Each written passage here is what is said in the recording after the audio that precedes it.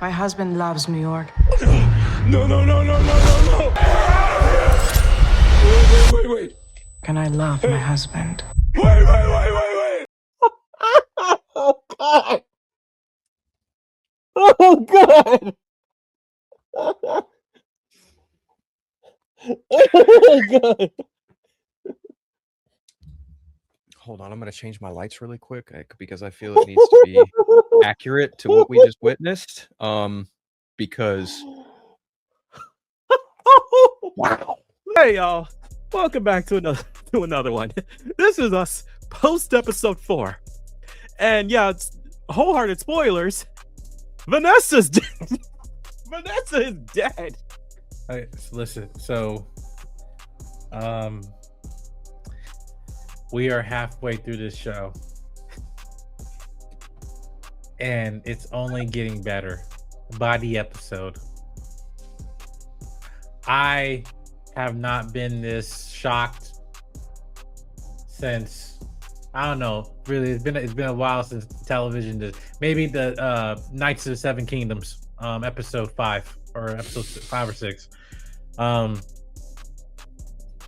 But RIP Vanessa. I don't know how you come back from that. And the cherry on top.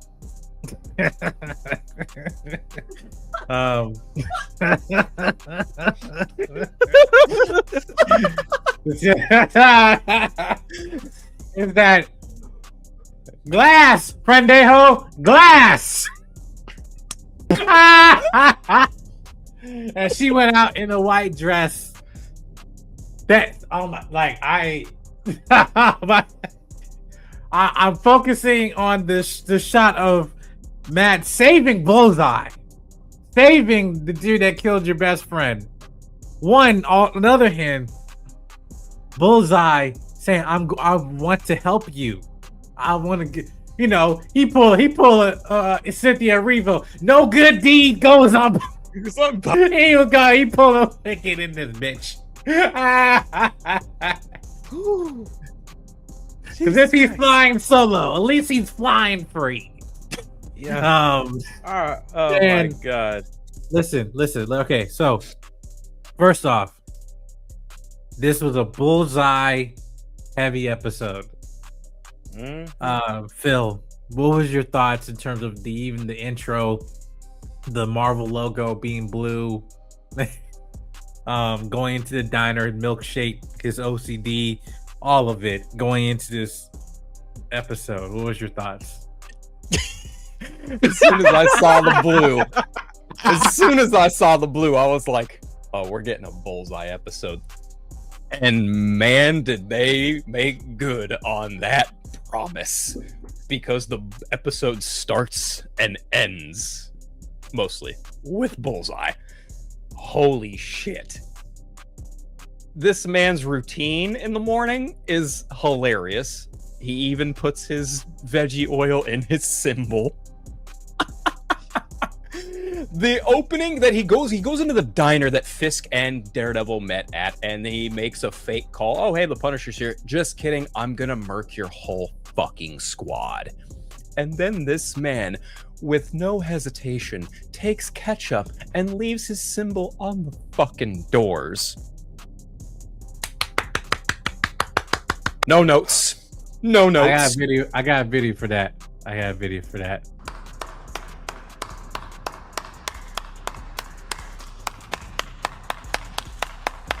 So, also, it's lovely that Bullseye gets a heavy focus in this episode, and the North Star stuff kind of takes a back seat a little bit, because I feel like, up until now, we didn't really get a whole lot of Bullseye, but they made good on that promise with this episode, and they utilized him so effectively, man. The way Matt has to track him down, the way Matt fights him in the apartment, this episode is like a locomotive. It just does not fucking stop. I mean, you get little slow moments here and there, but on the whole, beautiful.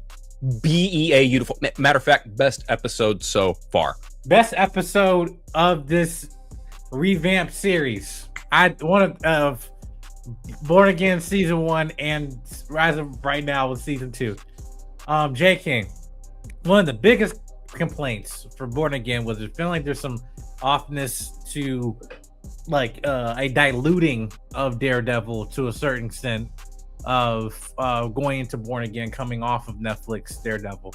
But with this season, and especially with this episode again, we were getting flashbacks, clip from stuff. Do you even have the license to do that? I think it's back on Disney Plus, right?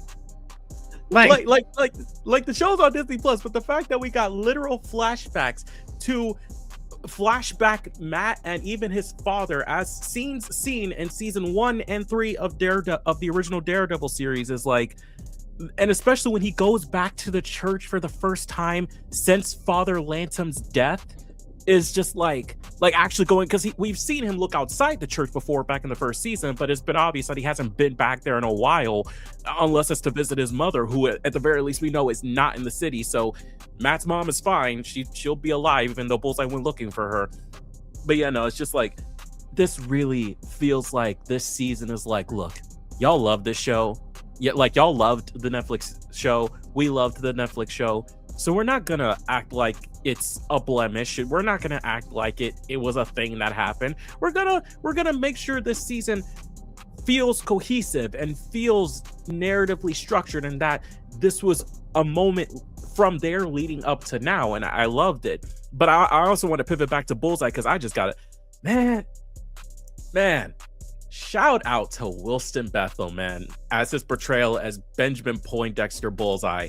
He has now become, especially after this episode, one of my favorite MCU villains. Like he is the right amount of crazy when it comes to this role. He is dedicated, which is crazy because he seems like a very nice person in real life, but he is just dedicated to the role of Poindexter so much that it feels so authentic in the way that not just his marksmanship, but how he portrays the character of just this craziness. Because he's like, I'm trying to help you. I'm trying to rectify my wrongs of killing Foggy by killing Wilson. I'm trying to do right by you this time. And it's like, you're crazy. You a crazy motherfucker. You are crazy. Like, yes, Fisk maybe does need to go 6 feet under, but not by you. And not in this stage, even though someone is about to go 6 feet under. We'll get back to that. But still, it's like, shout out to Wilson Bethal, man. He is doing incredible. And it's like, I already liked him back in Daredevil season 3, but going from here to now is just like, he has perfected Bullseye, and I cannot wait to see him in future stuff, because I'm really hoping he does not die in this season, because I really want to see him just continue, not just with Daredevil, but with other characters. I would love to see that. First off, even that scene when he mentioned Punisher, I don't think they ever shared a scene together. No. To this point. So I'm just like, listen, who's the better shot? Who knows, right? But like, it's like, but I'm just saying, like, I don't know how that interaction would be. That's insane. Both of them have no issue killing each other. But shout out to Vanessa in this episode, because for one, this also even going into the political nature of the importance of having a wife in is using that as a form of power, but also what that wife also views her husband, how she views her own husband is also think, because again, we're coming from Born Again season 1, where their relationship was fractured. Obviously he was away and everything, and she was running his corporation and everything like that. Now he comes back like, all right, now's my seat now. It's like, no, I actually running a better job than you. And basically see her husband flawed. I can still control him, but at the same time, it's like, when going up to the I think it was the governor, right? He was talking like, I don't trust Mayor Fisk, but I trust you. I don't know whether it's just woman's intuition or being a wife, whatever, but just like, I can't do Wilson Fisk, but I can do Mayor Fisk and Mrs. Fisk. Saying a balance of that, which again, that's politics. And then she was wearing red. They're making a deal with the devil, to your Phil's point. But I also want to highlight that scene there, because by the time this recording, the Spider-Man trailer was out, we saw there was the key to the city, the key that was shown in that trailer. Yeah. it's Now, there's a lot of things in this episode when stuff going on. I'm like, man, where's Peter? You know, like I just like he literally had a Batman moment where part of the Justice League, they're all flying around, Flash is running, and all of a sudden it's like, all right, I can't fly. I need to find a ride. I need to call Uber or something. But anyway, the Bullseye. Listen, I'm speechless. I'm not because there's stuff to dissect here too. As we're recovering from all the prisoners being kept out of Red Hook, and we see the new White Tiger is trying to now use this new evidence now to use against the Anti-Vigilante Task Force and Kingpin, but and then she's trying to now get her feet wet, and Karen's like, no, I don't really want you to do it. Like, and then Matt's like, no, you know what you're signing up for, right? Very powerful. And MCU, this is how you deal with young heroes interacting with older heroes, where yes, she's young, yes, what you want to call a legacy character, but this is a good balance of writing how you deal with a seasoned veteran MCU character and a new young or teen hero that's not getting to a point like where every time you see them they're like, oh man, I'm just annoyed just seeing this character. Like, no, they are important. They have a cornerstone of terms of why they're doing what they're doing, and also they're not, I don't want to say they're overstepping their bounds of like, oh well, like they act like they can do everything. No, they're just saying, what can I do to help? Let me do this.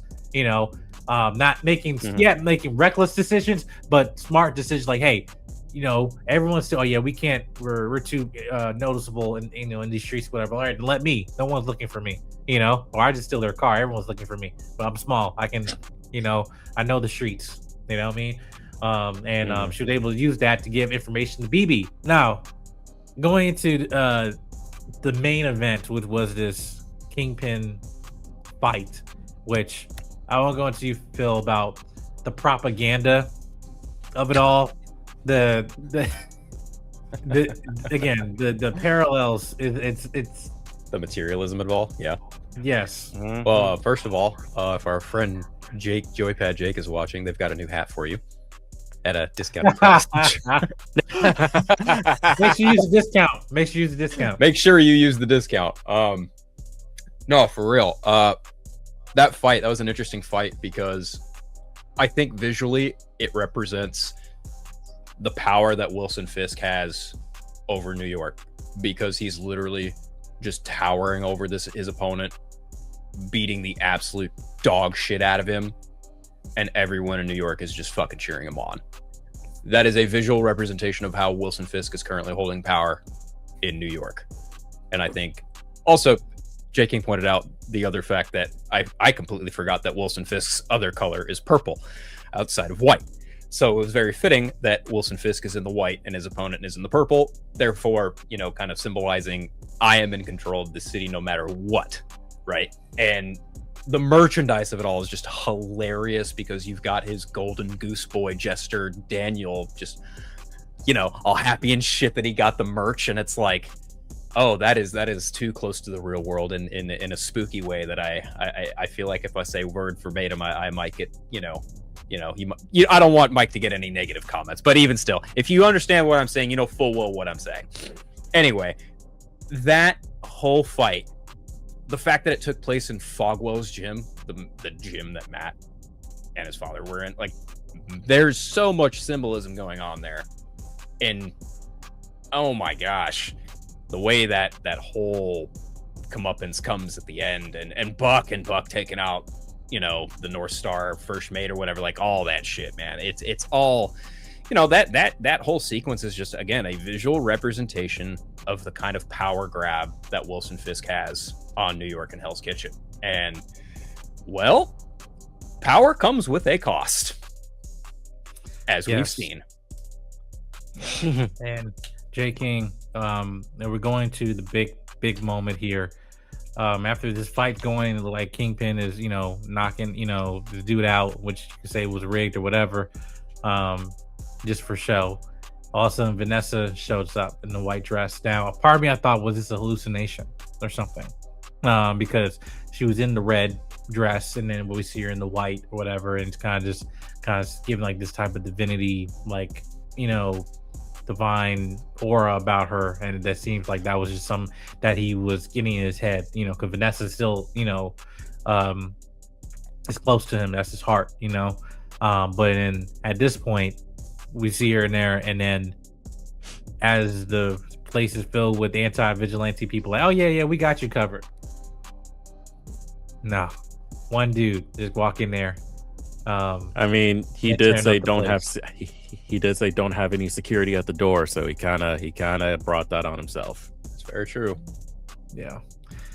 So what was your thoughts of Bullseye? Again, one make a target, wants to do what Matt couldn't do, which is kind of a rehash of season 3, if we're gonna be honest, a little bit of the ending, but with a twist, because this is like moral complex. Like you killed my friend, but it's like no, I want it, but it's like I don't even want to say like a Joker Batman thing of like I don't want to kill.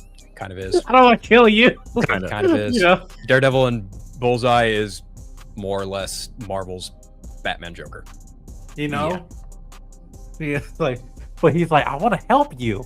You know? It's like, it's just like, that's just how you know how fucked off Poindexter is, because he's like, yo, I didn't even want to fucking kill your friend, but I did, and now I feel bad for it. So that explains the whole wanting to go to church. That explains his whole mindset of it all. And he's like, no, I'm here to help you. I'm the good guy. He literally thinks he's the good guy in this story. And it's like, you couldn't be farther from the truth, number one. And even Daredevil's like, you're not going to use Foggy against me in this situation. Ain't no fucking way I'm going to let you evoke that man's name right now.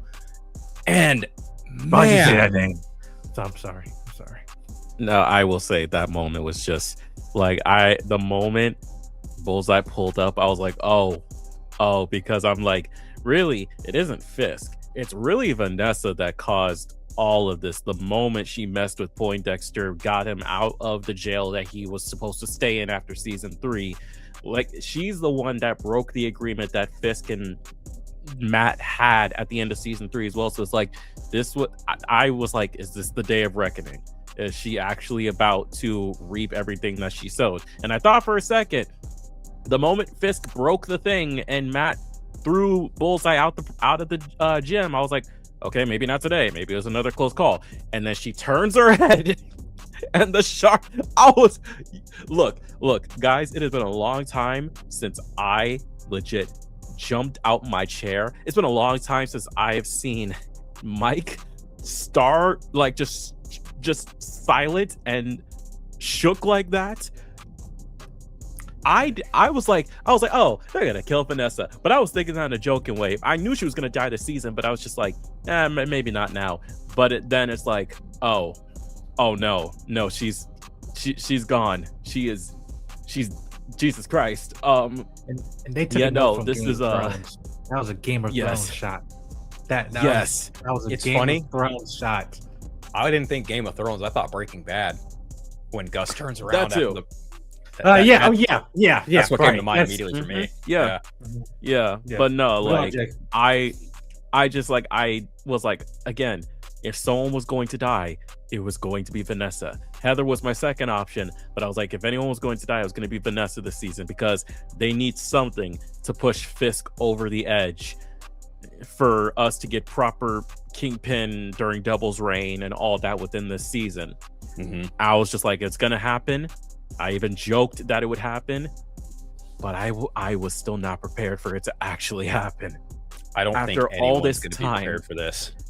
No one. Y'all look. When this comes out, y'all would have seen it.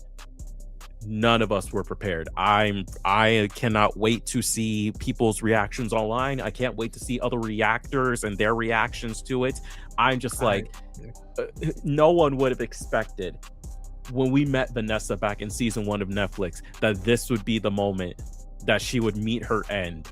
And it's like, even though Vanessa in the comics is known most of the time to be in a coma or dead for Fisk, we just, with all this time spent, we didn't think it would actually happen. And yet Vanessa, I don't think she's coming back. I don't think she's coming back from this. Now that Vanessa is, it seems pretty likely she's off the table. We haven't seen episode 5 yet, but it Right, but feels pretty definitive. Okay, that kind of injury to a temple. I'm sorry, like All that blood.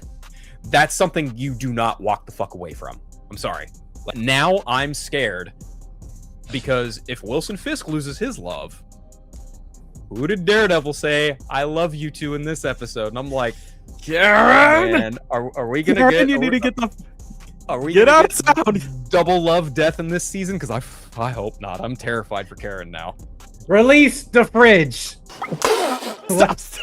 Everybody get a fridge. You get a fridge. Stop it. You get a fridge. Stop it. Yes. Stop it. I just listen. Oh they're not my gonna give God. they're not gonna give Zendaya the fridge because we love the hold black on. woman. We ain't doing that. We ain't doing Kyle that. Rayner's If calling if me you're in from New the York, DCU? you got love interest. We ain't giving we'll give you some damn fridges. So Hold on, I gotta take a call. Kyle Rayner's calling from the DCU. He wants another. yes. Yeah, I'm sorry. no, I'm sorry, no. Ronan. I had to. I'm sorry. Oh my God. Oh yeah, Ronan. But yeah, no. I mean, look.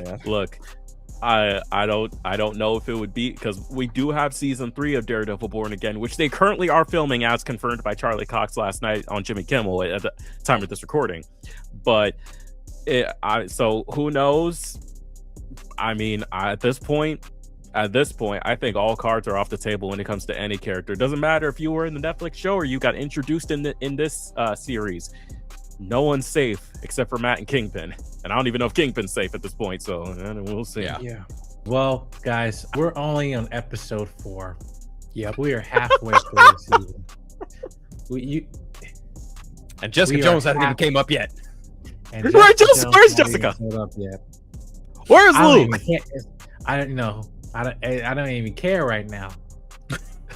Listen, to the writers, I hope the viewership of this show, because I know the viewership of Born Again was kind of iffy, during the time of the release and stuff. But let's give credit where credit is due. This ain't we know we've been critical of Marvel and stuff. Sometimes when we didn't need to be. Sometimes when they deserved it. Let's give credit where credit is due, so we can keep these people employed, the writers and all that stuff. Let's treat it right with our viewership, please. And it's not asking much. Even as a journalist, I'm telling you, proper media coverage. Just be honest instead of not just being this clickbaity type of headlines, just the way you can click like, oh, I didn't like episode 4 or bullshit. Anyway, Tell him. Be honest with yourselves. Anyway. Make sure you subscribe button, comment, like, and share. Let us know your thoughts in this huge cliffhanger and possibly the best episode of Daredevil Born Again we've gotten to date. And we're just getting started. It's only 4 episodes on episode 5. All right, guys. Just real quick, I also just did a check for season 3 and the main cast who's confirmed: Charlie Cox, Vincent D'Onofrio, Wilson Bethal, Arty, Froushan, Buck Cashman. Those are the only 4 people who are confirmed to be in the season 3 so far. Yeah. So, Now I'm really terrified. Oh God. yeah, guys. My Negro spider senses are tingling. But anyway, we'll see y'all in the next video. Peace.